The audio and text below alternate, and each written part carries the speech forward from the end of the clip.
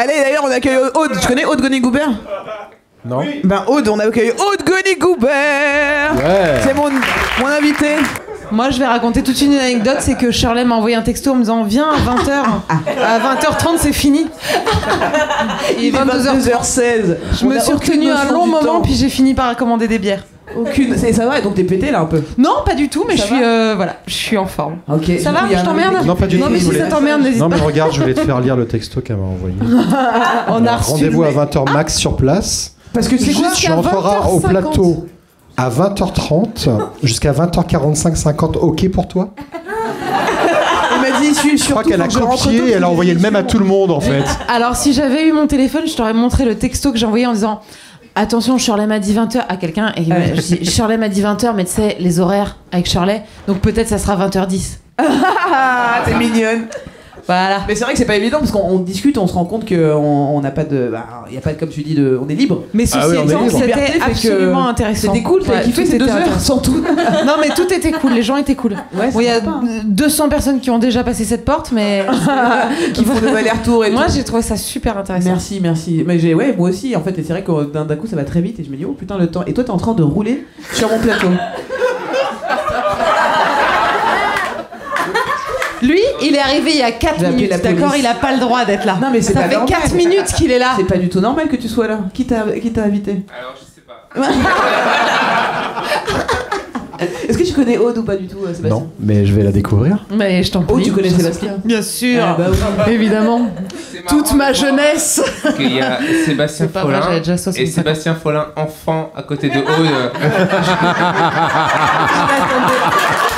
Est-ce que Sébastien t'as envie de dire pourquoi enfant?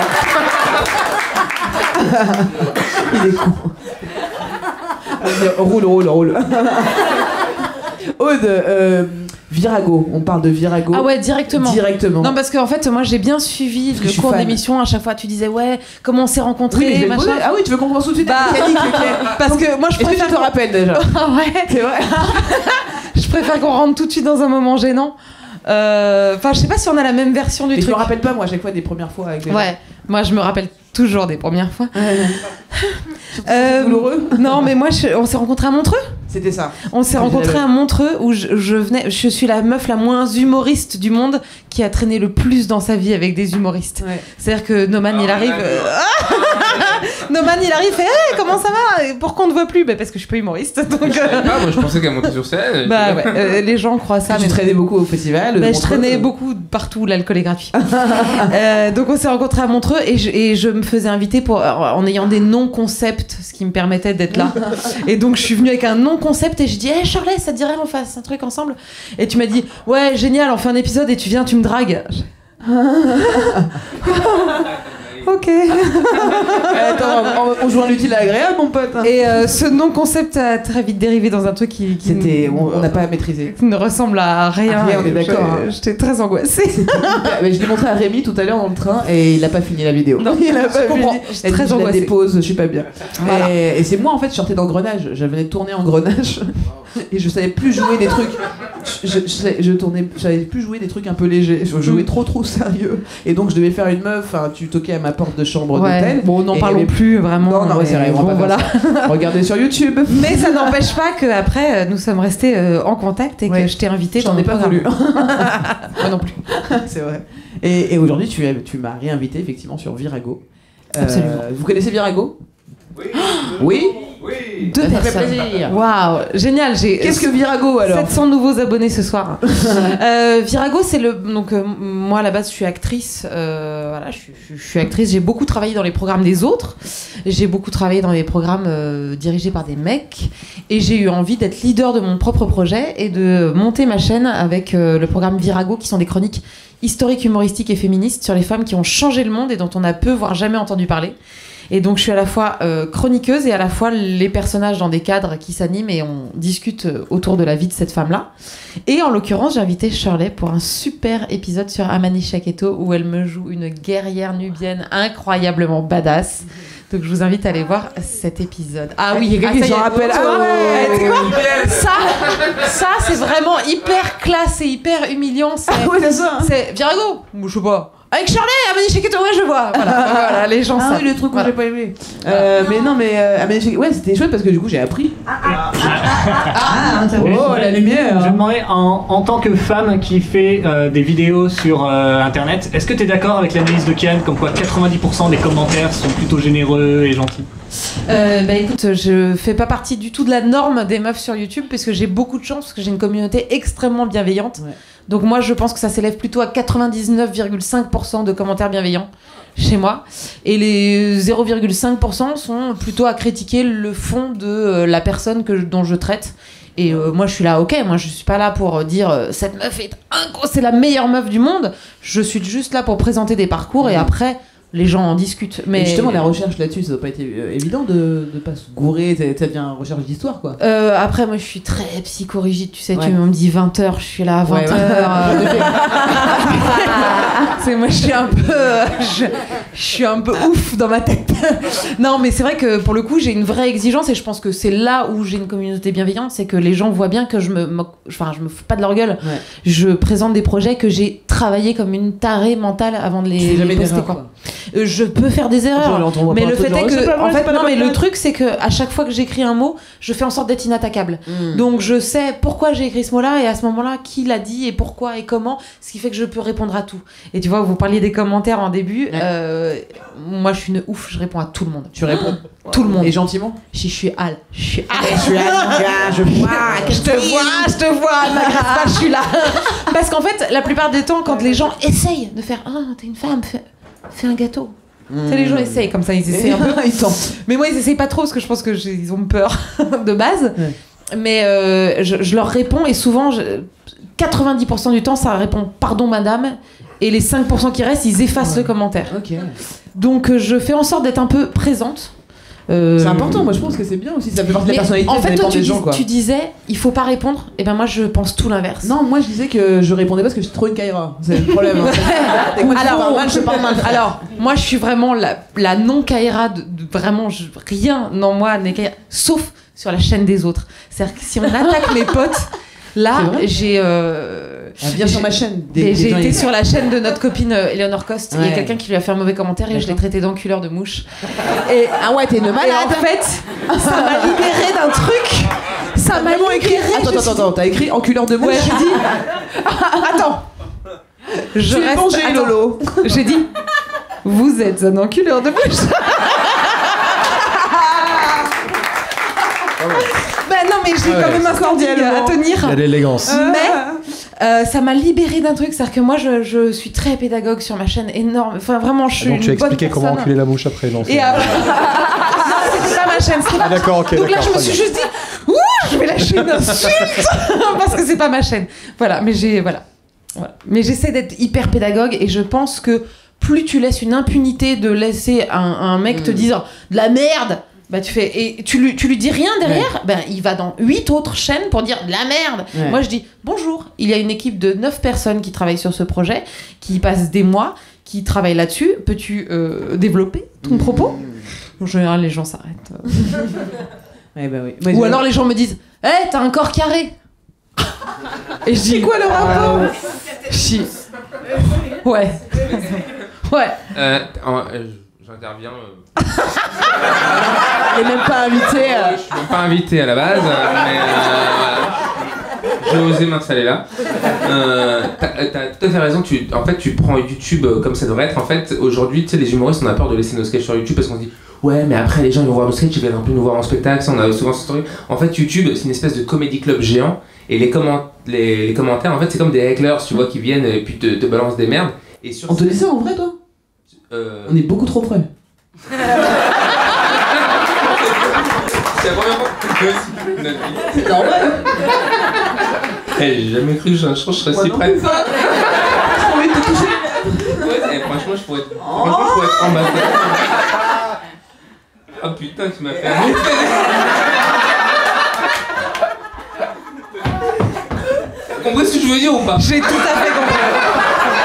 En vrai, si un mec te fait chier quand tu fais du stand-up, tu réagis immédiatement. Bah moi, je fais la même chose en fait. Ouais. Et j'y vais direct. Et en fait, Mais c'est ça. Là, je verbalise vachement les choses. Mais en vrai, quand tu épingles quelqu'un, ben, souvent ça lui apprend. En fait, il va y réfléchir à 2 fois avant d'y retourner après, quoi. Il va se dire, oh, j'ai pas trop envie de me faire embrouiller. Ah ben moi, vas-y. Après, tranquille, quoi. Vaut mieux pas rentrer dans les insultes. Bouffon, c'est pas bon. Bouffon. Non, voilà. C'est pas vraiment une insulte, c'est juste. Non, mais ouais. Vous êtes une bouffonne. faut s'élever un coup. D'où vient enculeur de mouche du coup? Parce que non, mais c'est vrai, c'est quand même pas une insulte qui vient de base. Non, il y avait un contexte de vraiment le mec pinaillait sur une merde. Et je fais, mais mec, il y a des gens qui travaillent, c'est un contenu gratuit. Faut pas oublier que YouTube, c'est un contenu gratuit pour les gens avec des artistes qui se saignent. Pardon, j'ai l'air hyper engagé. Votez pour moi. En 2020, votez pour moi. Alors, ma question c'est sur l'enculé des mouches. Tu seras ministre. Tu seras premier ministre. Non, mais en fait, à un moment donné, ce côté genre, j'ai droit, donc je veux, c'est gratos, mais je veux que ce soit, ça me divertisse. Divertis-moi, enfoiré. Et je suis là, bah, calme-toi déjà, calmons-nous tous. Et donc ça me fout un peu en l'air, surtout que être une nana sur YouTube, c'est encore plus compliqué qu'être un mec. Donc, je trouve qu'il faut soutenir cette création-là, il faut la valoriser. Et moi, les enculeurs de mouches, je leur dis, ouais, putain. Et le vouvoiement, du coup, alors? Le vouvoiement, parce que je vous vois tout le monde. Parce que je pars du principe qu'on se connaît pas, donc on se vous voit. Et donc, ça met une espèce de barrière de respect où je. Et la plupart du temps, du coup, les gens me répondent madame, et j'aime bien, ça me. Ça donne vraiment. Après, les gens me disent. Des commentaires. Pardon, maîtresse. Vous êtes enculeur. Merci, madame. Ouais. Bah ouais. J'ai l'impression d'avoir un espèce de clochard à côté qui démarre. Alors, on parlait de quoi? On est vachement près, non? T'es ouf. T'étais où avant? Ah, j'ai vécu une journée de merde, vous avez pas envie de savoir. Ok. J'ai 2 enfants de 2 mères différentes. On dirait vraiment un La charcot. femme que je vais épouser. On y croit bien. La femme que je vais épouser n'est la mère d'aucun de mes enfants. Tu vas épouser quelqu'un là? Ouais, je suis chaud là. Et elle ne savait pas et elle est là ce soir. Et j'ai passé la journée dans ma belle famille, c'était très compliqué de présenter mes enfants. Voilà, j'ai niqué un peu l'ambiance, hein, je sais. On en reparlera après, mais d'accord, c'était pas ouf. Enfin, on en parlera après, je suis pas sûr non plus qu'on en parle après de ta vie.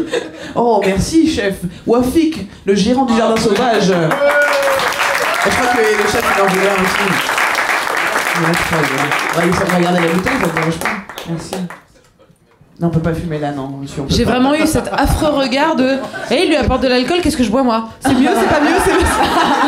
Sébastien il est en train de regretter.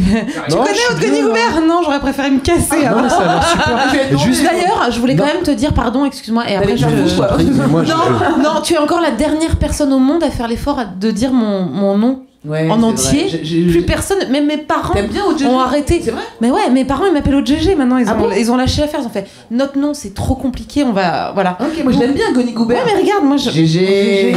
Du coup, je m'appelle comment? Je m'appelle GG. Et quand, au début d'internet, quand les gens mettaient sous les vidéos GG, je pensais que les gens scandaient mon nom. Pas du tout. Génial. Ça veut dire good game. Ok. Je savais pas. Je t'en prie. Et donc tu mets en scène, tu te mets en scène pour raconter ces histoires Alors, que je comprenne bien, parce que c'est passionnant ce que tu dis. Alors que tu en comprennes fait, bien. Donc moi je suis vraiment actrice, autrice et bientôt réalisatrice. Mais donc je suis à la fois une chroniqueuse dans un musée imaginaire et à la fois le personnage dont je parle dans un cadre à côté et on s'anime, hop, tac tac tac, et on converse par la magie du cinéma. Et vous vous répondez. Et on se répond. D'accord. Et tu racontes l'histoire de cette nana. Voilà, exactement. Okay. Et t'en as combien de... Eh bien, je vais sortir le 26e épisode. J'ai perdu ma place, mon chien. Allez, viens. Je me retrouve avec un charclos. Il s'est glissé, mon gars. Donc, et tu les trouves comment les Je t'en prie, moi tu poses des meilleures questions. Ah mince. Bah, ça marche plus. Alors, attends. Il fait voir derrière, t'as pas appuyé sur un truc. Monsieur Rémi, c'est bon? C'est bon. Ok, cool. Mais du coup, Tani peut plus parler. Fais voir. Je vais le tester en même temps. Voilà. Qui marche pas. Je vais poster le 26e épisode bientôt. Ok. Et c'est beaucoup, 26 épisodes quand t'es autoproduite. C'est tous les combien? C'est tous les quand je peux. Ça dure combien de temps? C'est tous les quand je peux, parce que malgré tout, je suis actrice et je gagne ma vie ailleurs. Enfin, vraiment, ça me coûte de l'argent de le faire. C'est un projet de conviction qui ne me rapporte pas d'argent, qui m'en coûte beaucoup. Donc, je sors quand je peux des épisodes. Et en autoproduction et en faisant tout seul et en faisant bosser 7 personnes, je suis quand même contente d'en avoir sorti 26. C'est déjà un truc. Et les costumes et tout. Combien de temps ça dure? Ça dure c'est un format entre 3 et 6 minutes. Cool. Et d'ailleurs, tu parlais des archives de l'INA, je sors bientôt une série documentaire en partenariat avec l'INA où en fait je suis toujours la chroniqueuse, mais au lieu que ce soit un personnage à côté de moi, c'est les archives de l'INA. Et je sors 5 gros épisodes, pour le coup des gros formats, sur les grandes lois qui ont jalonné le droit des femmes. Et avec un petit spoiler de où en est-on aujourd'hui. Oh, disons, on a des fleurs, on laisse deviner la suite. Ok, j'en mets, bravo. Ce qui va se passer va vous surprendre. Pas spoiler, mais. Et moi, j'ai toujours. En fait, c'est un format qui me parle parce que je cherchais une façon de parler de personnages historiques noirs aussi, parce que c'est vrai qu'on se demande comment parler. On connaît peu de personnages historiques noirs. Et est-ce que ça te tenterait de faire un truc comme ça, Virago? Spécial noir, spécial France O. Alors, mais tu sais quoi, en fait, en vrai, ce qui est incroyable, c'est qu'au début, je me suis pas trop posé la question de mon format. Je savais très rapidement que j'allais traiter de toute la diversité et de toutes les cultures. Mais je savais pas au début comment le faire, parce que le truc c'est, ça a commencé dans mon salon, pas payé avec 7 personnes, tu vois. Donc au début je me suis dit bon bah comment je fais pour incarner d'autres persos. Et j'ai un vrai problème avec ça, qui a un vrai souci, c'est si tu fais une personne racisée, tout de suite tu te prends mais genre une shitstorm de malade en disant alors. Évidemment que le blackface, tu vas pas le faire dans le sens où il y a un truc culturel derrière, mais sauf que d'un coup, moi, on a pu me dire ça sur des personnages qui sont pas noirs. Ah oui. Et donc je fais, mais dans ces cas-là, moi je suis actrice, donc je peux pas jouer une blonde, je peux pas jouer une vieille, je peux pas jouer une islandaise parce que je suis française, je peux pas jouer. Donc ça me pose vraiment une question en tant qu'actrice. Ce que tu disais. Tu es censé pouvoir jouer. Alors c'est une question. Est-ce que vous pensez qu'on peut jouer un personnage noir quand on est blanc sans faire un blackface? Alors. Je pense que il y a. Parce que c'est un format particulier, c'est pas. C'est un format très particulier. C'est un format particulier. Je pense que j'ai un postulat. Est-ce qu'un noir peut faire un personnage blanc? Est-ce qu'un noir peut faire un personnage? Ça serait déjà pas mal. Ça vraiment bien déjà. Non. Le truc c'est que moi il y a une dimension historique, donc moi ce que je cherche c'est c'est que mon perso ressemble le plus possible à la personne. D'accord. Et il y a aussi un truc, c'est que quand après moi j'ai passé ma vie en tant qu'actrice à me grimer énormément dans tout, j'ai fait tous les genres de rôles, tous les genres de moches, tous les genres de toutes meufs possibles. Donc j'ai une habitude aussi en tant qu'actrice de me grimer. Donc moi c'était très compliqué pour moi qu'on me dise bah non tu n'as pas le droit de faire ça. Et j'étais là C'était sur quel perso, tu peux le dire ou... il y a eu plusieurs discussions, mais les gens sont jamais trop sûrs parce que je pense que moi j'ai un format qui est profondément respectueux, qui est profondément un truc de mise en valeur. Donc les gens sentent bien qu'il n'y a pas de sujet en fait. Mais par exemple, alors évidemment quand je peux inviter des copines, mais c'est pareil, tu vois, t'es venu, c'est gratos, faut venir tel jour, telle heure, enfin c'est quand même une contrainte pour un tel jour à peu près à telle heure. Ouais non, alors moi les horaires je suis une tarée. Non mais en plus tu sais quand tu parlais tout à l'heure de ponctualité, je me rappelle le premier rendez-vous que j'ai eu avec Shirley, elle m'a pas dit rendez-vous à 18h, elle m'a dit vers 18h. Ouais, c'est vrai. Ça m'est revenu là, le vers 18h. T'as jamais un rendez-vous vers 18h. Est-ce que t'as dit vers Paris? Oui c'est ça, vers le 13e, vers 18h, si t'es là je serais peut-être là. En fait, c'était ça. Maintenant, ça me revient. Des fois, je donne des rendez-vous chez moi et je suis en retard. Et je suis déjà chez moi. C'est ça qui est ouf. Je suis pas prête. Je suis à poil. C'est incroyable. Plus c'est chez moi, plus je suis en retard. En vrai, pour répondre à ta question, et ça c'est un truc que je suis encore en train de me formuler, c'est que parfois dans mes persos, la couleur n'est pas le sujet. La couleur par exemple, on me reproche d'avoir pris une actrice non handicapée pour jouer Frida Kahlo. Mais pour moi, le handicap, c'est pas ce qui définit Frida Kahlo. Non. C'est que c'est une peintre mexicaine, en fait. Et de la même façon qu'il y a des meufs, tu les définis pas par leur couleur. Ce que je raconte, c'est autre chose. C'est une vraie... très intéressant. Et donc, voilà, moi, c'est mon gros problème aujourd'hui, parce que t'as une espèce de truc de harangue où les gens te sautent dessus et tu fais... En fait, quand c'est le sujet, la couleur, l'ethnie, j'invite des actrices qui ont cette couleur ou cette ethnie. Il y a eu toi, mais il y a eu aussi Gina Djemba en Nina Simone. J'ai fait venir Diem pour les sœurs Trung. Enfin voilà, quand il y a vraiment une question de culture. Et quand c'est absolument pas le sujet, ben je l'ai joué la plupart du temps. Et je l'ai joué avec un truc de... pour moi, c'est un vrai sujet, quoi. Tu vois, je grimace pas, je fais pas des maquillages outranciers, je prends pas des trucs. Donc c'est un vrai débat à avoir. Ça pose pas de problème quand c'est ta chaîne YouTube et que tu fais toi tes trucs, etc. Ça pose aucun problème. Mais quand c'est des productions gros budget, etc. Et que par exemple pour Alexandre Dumas qui est métis, on prend un blanc. Depardieu, ouais. Voilà pour le citer. Ça peut poser un problème dans le sens où les blacks déjà sont pas là. Ah mais tu vois, c'est ça le problème. Je crois que pardon. Non mais vas-y, mais je crois on peut juste remarquer aussi que Noman faisait semblant d'être défoncé depuis le début. Il vient juste de sortir la question.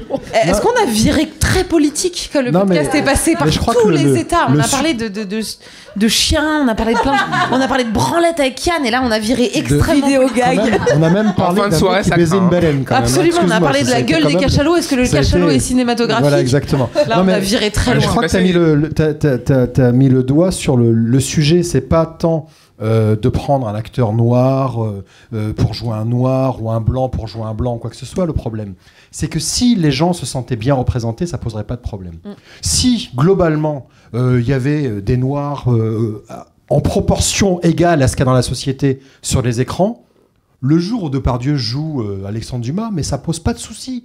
Ça pose pas de souci parce qu'après tout, pourquoi pas, il est comédien. Le problème, c'est que on prend Depardieu quand on a un rôle d'un grand homme métis dans l'histoire de France qui est Dumas, et les métis et les noirs ne sont pas présents sur les écrans. Et donc, c'est là le souci.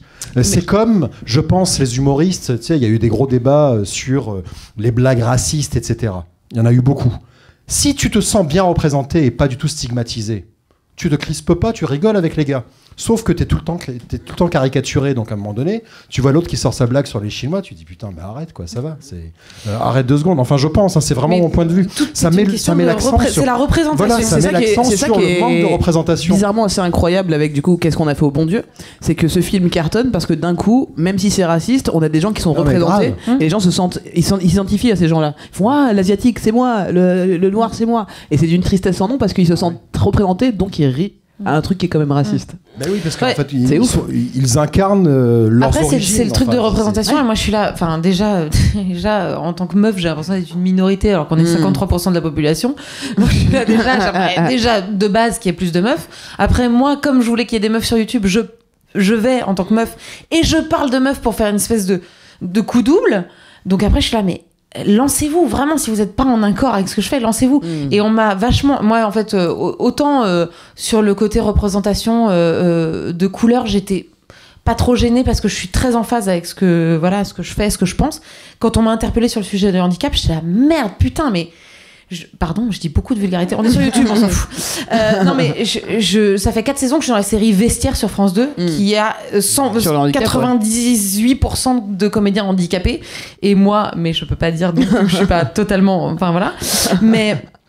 Et typiquement, j'ai appelé mes potes de Vestiaire, je dis attends, on vient de m'agresser parce que j'ai pas pris une comédienne handicapée pour Frida Kahlo, sachant que j'ai pris une comédienne qui a l'accent mexicain, qui lui ressemble comme de gouttes d'eau, déjà, tu vois, et qui est dispo gratos. Ouais, c'est ça. Et qui est bonne et qui est excellente comédienne et qui est excellente comédienne. Il n'y a pas d'accent handicapé au studio, donc de toute façon. Le truc. Non mais attends. Et eux ils me disent un truc, ils me disent mais moi tu m'appellerais pour jouer un handicapé, mais je te défonce en fait. J'ai pas envie de venir jouer un handicapé, je suis acteur. Et c'est mes potes acteurs qui sont par ailleurs handicapés. Donc si tu veux, on n'en sort jamais. C'est-à-dire qu'eux, ils me disent, non mais moi, appelle-moi pour jouer un rôle, m'appelle pas pour jouer un handicapé. C'est ce que je disais avec la vanne tout à l'heure un peu, mais c'est jouer déjà, c'est déjà pas mal, quoi. Le fait qu'on puisse faire notre taf, c'est déjà le mieux. Ouais, effectivement. Ça va, ça. On a dérivé tellement. Non mais j'adore ça, je trouve ça c'est hyper intéressant. C'est hyper intéressant, c'est ce truc de, oui, qu'est-ce qu'on doit jouer, qu'est-ce qu'on peut jouer. D'ailleurs, on a le même sujet sur la population trans qui dit que elle aimerait bien aussi pouvoir jouer ses propres rôles ou jouer des rôles pas forcément de trans justement, mais des rôles qui parlent d'autre chose. Voilà, si t'es un homme, tu joues un homme et fin de l'histoire. Donc c'est ça, c'est accepter les gens tels qu'ils sont. C'est pas la France encore. Oh là là, j'ai plombé l'ambiance. Allez, abonnez-vous. Vivement dimanche. Mais non, mais tout ça est très intéressant, ça plombe pas du tout l'ambiance. Tu m'as raconté un truc, on peut en parler. Tu pars demain. Ouais. Tu t'en vas, tu te dis je m'en vais, je pars en Colombie, j'ai un petit business à Medellín. Avec terminé, voilà, c'était Ouais, non, je pars demain. Je vais tourner mon film pour la première fois de ma vie. Que j'ai écrit, que je vais jouer et que je vais réaliser aussi. Mais comment ça s'est passé, ça c'est fou. Oui, c'est assez fou. Dis-moi. Il faut vraiment que je raconte ça aux gens. Parce que je t'ai raconté en off, mais. Non, t'es pas obligé. Hein, non, mais c'est très cool. On m'a donné l'opportunité. Dis-nous qui t'inquiète. Et pour une fois, même pas. Mais tu sais, j'ai passé l'âge. Je suis passé l'âge où. Bon, bref. Enculeur de mouche. Tu vois, j'ai que des expressions de vieux, ça. Je suis plus dans ce game-là. Non, j'ai eu l'occasion. En fait, Faribol. Faribol. Sacre bleu. J'ai été nommée talent du court-métrage au Festival de Clermont-Ferrand, ce qui était déjà improbable à l'origine. Et en plus, je leur ai dit, mais énorme syndrome de l'imposteur. Je dis, mais attendez, moi, je fais des formats YouTube, c'est un peu du web, documentaire, fiction, c'est pas trop, c'est pas du court-métrage. Eux m'ont dit, mais si, mais le court-métrage, c'est plein de choses, c'est pas que du cinéma figé, c'est plein de choses. Et donc, en plus de mettre une meuf de YouTube, on va en plus permettre à cette meuf de YouTube de faire son film de cinéma. Et donc, du coup, ils m'ont dit, on te laisse une semaine avec tous les moyens techniques que tu veux et fais ton film. Mais c'était il y a 3 semaines, donc il a fallu l'écrire. C'est ça, quoi. Il a fallu l'écrire, faire un plan de travail, découpage, etc. Et je pars demain pour tourner ça. Voilà. Donc peut-être que je vais... Plein d'amour, plein d'énergie. Au GG, s'il vous plaît, Sébastien Follin, qui ont attendu tellement longtemps. Vous pouvez rester. Hein. Dans le prochain épisode... Bah si tu fumes pas, c'est l'occasion de fumer. Parce que... C'est devenu mon podcast préféré en 5 secondes. Quoi. Noman et Sébastien Follin. Allez, c'est parti mon pote. Alors, ça abonne pas? On n'est pas du genre à faire des aboiements?